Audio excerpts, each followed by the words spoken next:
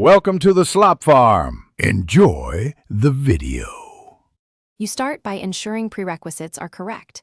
Set your device time and time zone to automatic because many codes expire or reject when clocks drift.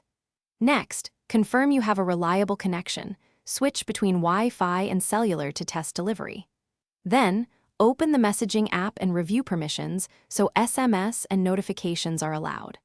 Once done, restart the messaging app and the phone to clear transient issues, and keep a note of the exact sender address or short code for later diagnostics. Now dig into more complex causes. Check spam filters, blocked contacts, and any carrier-grade message filtering that might intercept codes.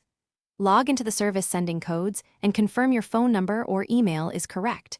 Remove outdated forwarding rules.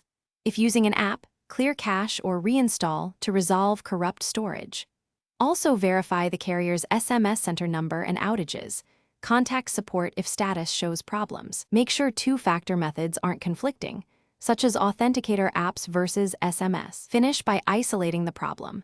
Try receiving a code on another device or number so you know whether it's your phone, carrier, or the sender. When requesting a resend, wait a few minutes and avoid rapid repeats because rate limits can block future messages.